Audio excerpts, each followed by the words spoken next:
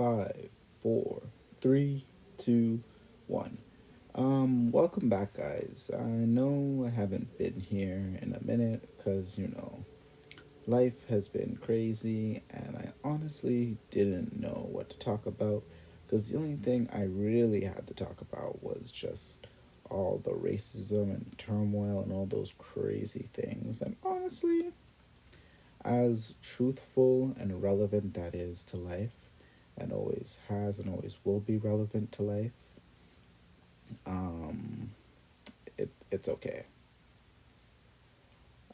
So I've been thinking of what to come back with and talk to do, and today, I don't know. I've kind of been into just watching stuff since my film class, and there are two movies that I watched recently that I thought I might do a little review on. I'm no masterful film expert or anything, but it's my opinion, so I'm gonna give it. So first, I'm gonna talk about The Mule by Clint Eastwood, and then, well, not by, well, he produced it, starring him. So starring Clint Eastwood, and then the other one is No Country for Old Men, which is another thing that um, we were shown in my film class because she was showing she's talking about violence and showing and stuff like that. But anyways, let me start by talking about The Mule. So this movie,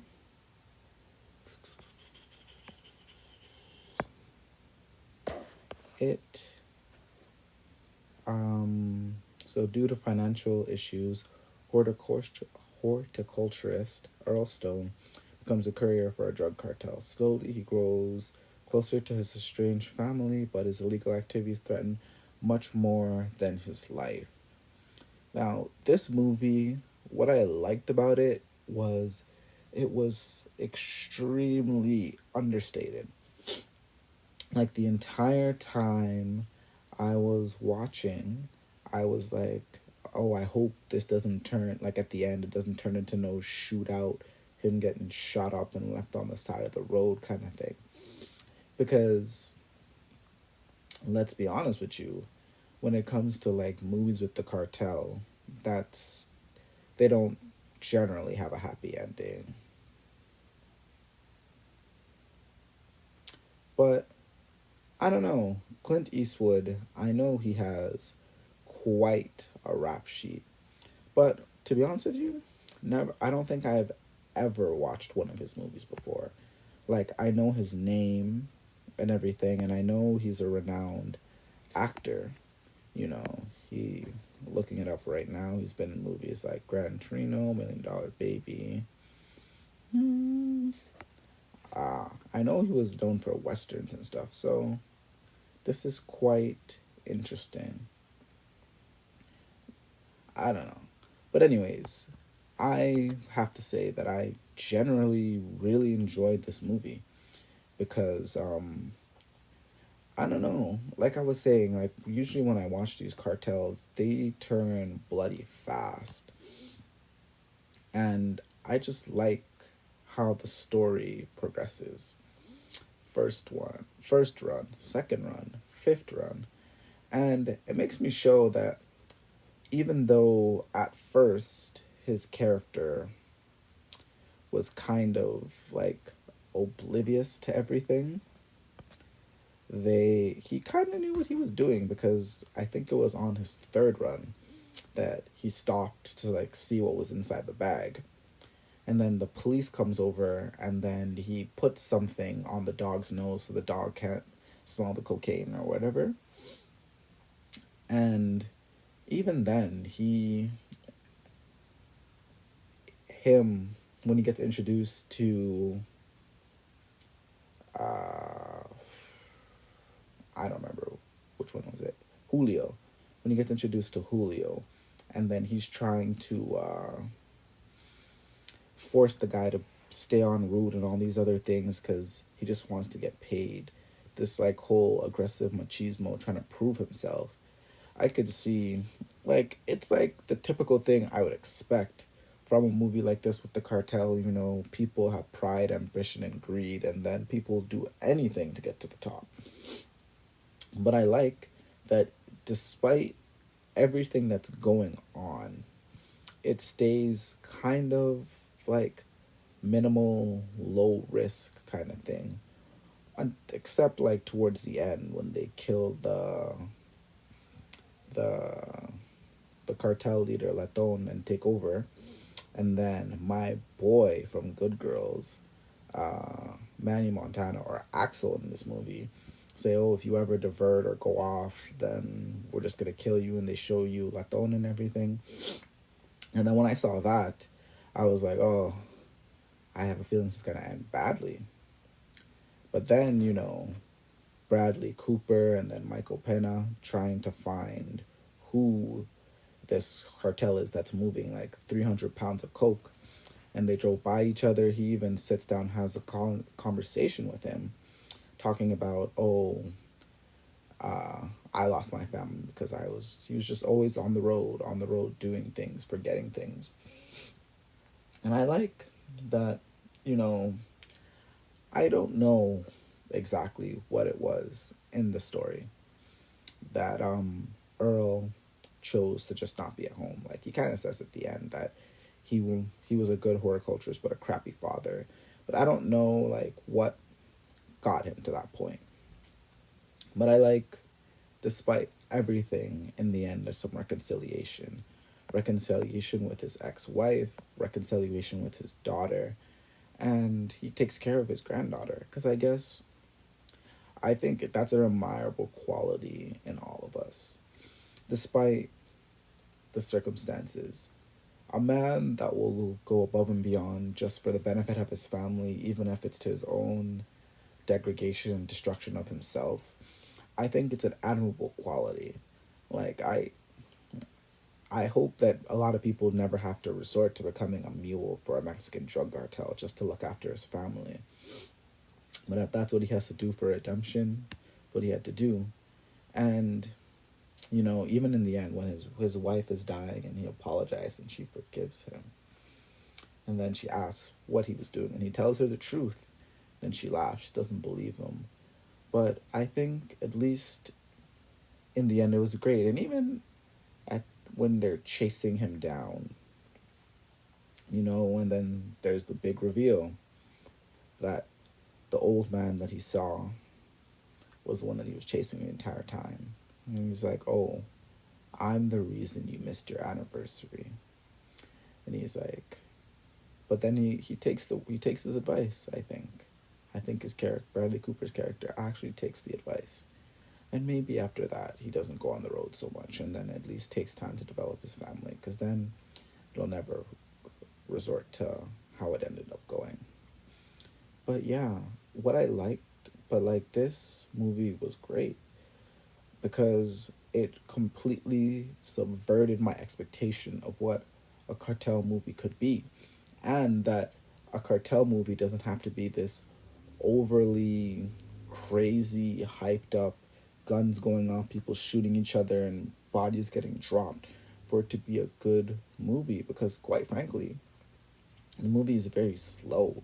It's a lot of him just driving, and then you see him getting money, and then what he does with the money, opening back up a bar, getting back his house, getting his new pickup truck, paying for his granddaughter's tuition, all these things. It's kind of crazy. And you know, me just saying this to you, it doesn't sound like it's like a quality movie. Like it sounds pretty boring and bland, but when it's all put together with all the character itself, his backstory and his path to redemption, I think it was a very good movie. And if this is what all his other movies are kind of like, I kind of want to watch some of the classics of Clint Eastwood. I think that'd be worth it. Okay, all right. So I would have to say it says that this was given like a 7 out of 10 on IMDb, 70% on Rotten Tomatoes. I'd give it that 70-80. It was a good movie. I liked, even the wide shots and everything. Beautiful cinematography. Overall, good movie. I would actually watch it again. I would actually watch it again. And the next movie, No Country for Old Men. This movie kind of upset me. And it didn't upset me in the fact that like how do I explain it? It didn't upset me in the fact that it was a bad movie. It upset me in how it ended. And I think because after I watched the movie, um, I kind of was looking up to just trying to figure out what the ending meant. Like I went to my own conclusions, but I just wanted to see because this movie is quite old. It's been out for 13 years. So I was like, because quite frankly, in my class that I was talking about, what she'd showed us was just the beginning scene when what's his name, the main guy that was chasing him, Anton, was he was just like choking. He was choking out that I don't, not constable, but choking out that police officer and killing him with the blood and everything. So that kind of got me intrigued. So then now sitting back and rewatching it and watching the entire movie, I was kind of like, wow, it's kind of interesting, just how the whole story progressed too, with Josh Brolin, so Llewellyn, how he was kind of just hunting, and then he sees a dog, and then he sees like this sort of shootout, and then he asks where's the one guy with the money. He takes this money, and then I guess what I saw in the beginning was that he kind of has this sort of that's not right kind of thing. Like, because he goes home, it's 4 a.m. in the morning. I'm almost certain, like, he was there like 3 o'clock. So it's almost certain this guy's dead. And he wakes up at 4 a.m. in the morning and he's like, you know what? Fuck it. I gotta go get this guy water. Because one of the guys, he asked him for water. He said he didn't have any. So he goes all the way back, and then it starts on this desperate hunt where he's trying to get away with this money. Then this Anton, like, he was just crazy, busting through doors, just murdering all these people. This movie was incredibly violent. But I liked the chase. I don't know. One thing kind of pissed me off, though. This whole, you know, that this whole, like, he's a Vietnam vet, so he knows what it's like. Kind of pissed me off, not in the fact that he's a Vietnam vet, but, the whole, like, why do they always got to be, like, this crazy-ass veteran that sees something, and that's why he's on this crazy thing. He's the best that there ever was, He's sitting there having a conversation with Woody Harrelson, saying, oh, he's a vet, too.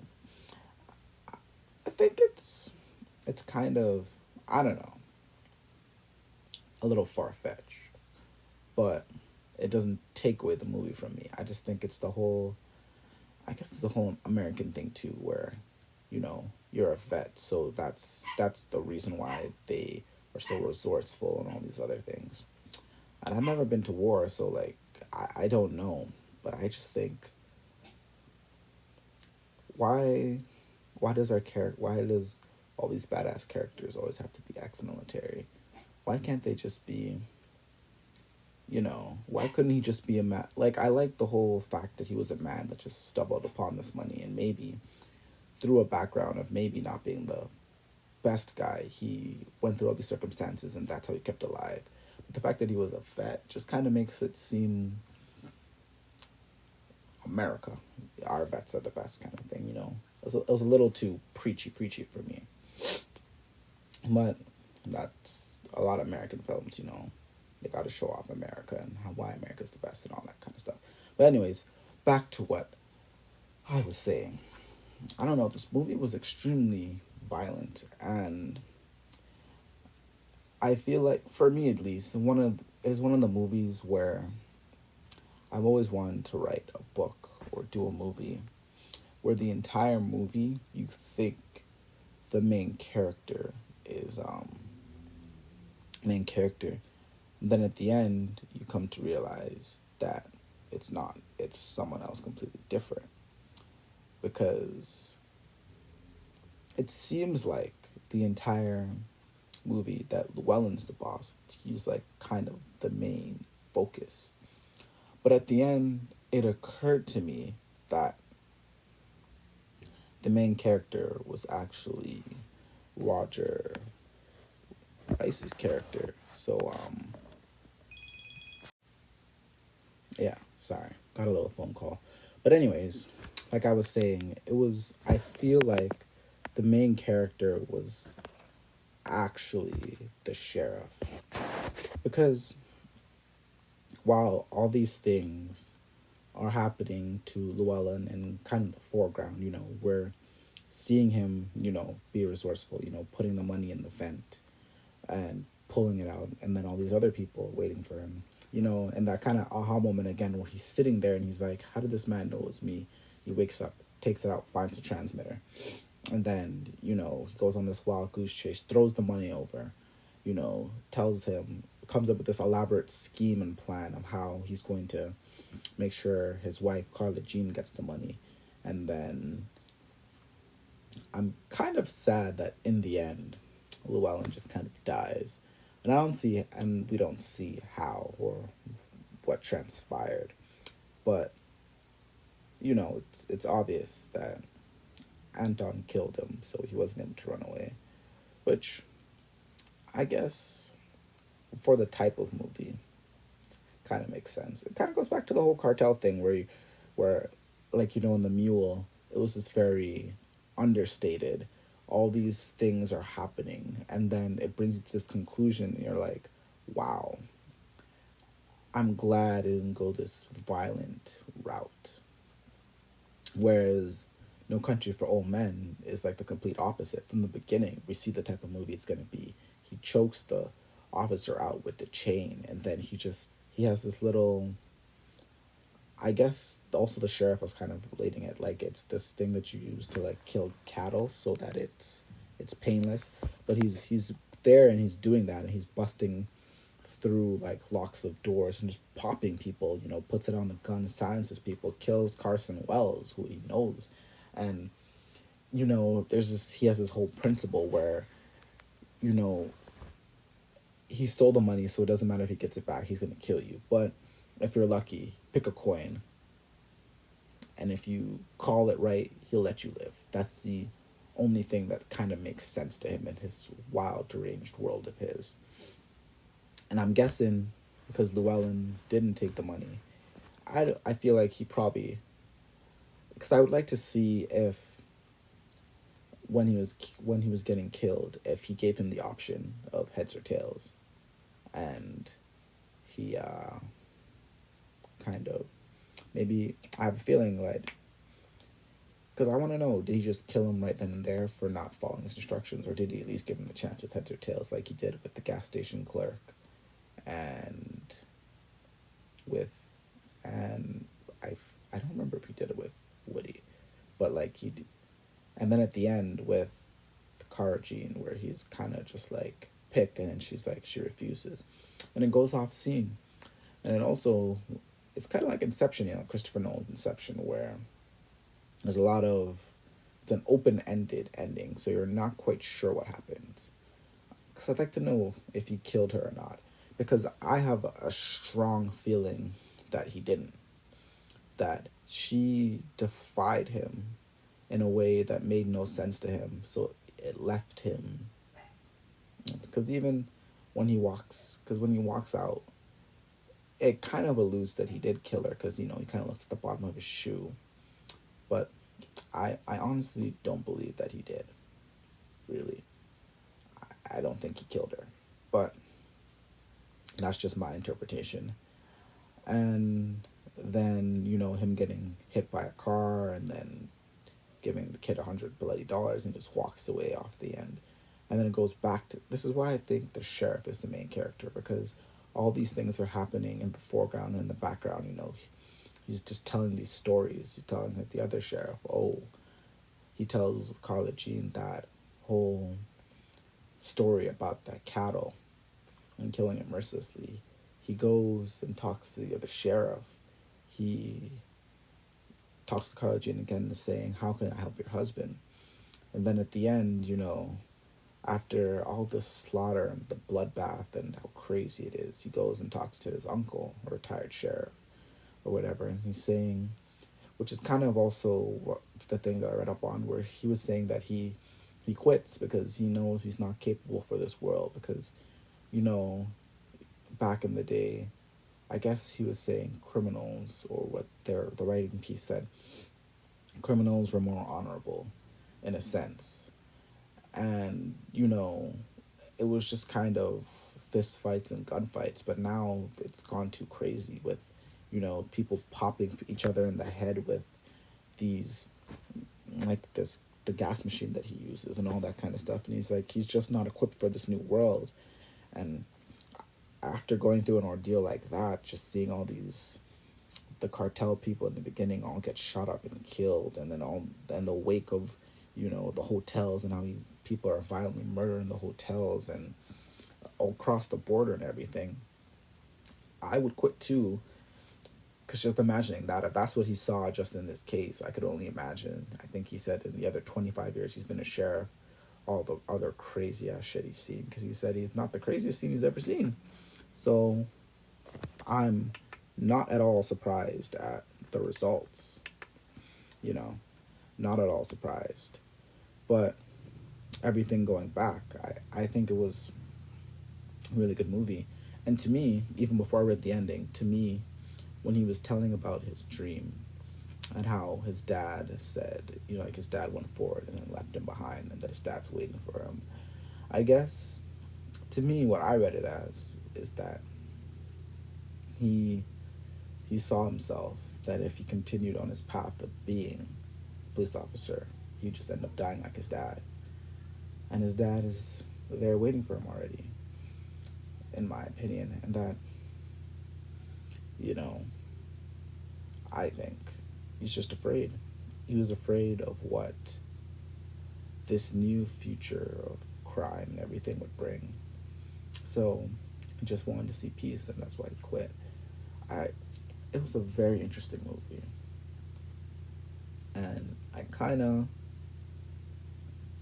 would like to pick the brain of the Coens for just to kind of see what they really meant the movie meant, because I didn't do extensive research to see if they ever answered, but I have a feeling they didn't, because like Christopher Nolan, they kind of left it up for us to decide and decipher. So who knows?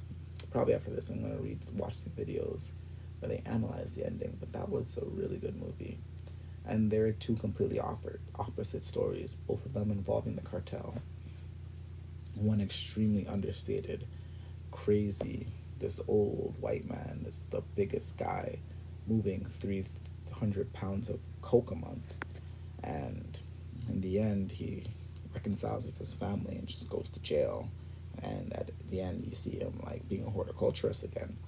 And on the other hand, this guy stumbles upon money and end up getting him, and then pretty much everyone in his immediate circle killed, to the point where it makes the sheriff quit and has him dreaming about his dad, and how his dad is waiting for him, because this world of crime and violence is too much for him to handle. Quite varying contrasts. But yeah, that's all for me. Thank you. I hope you enjoyed this, and hopefully more to come soon. Bye.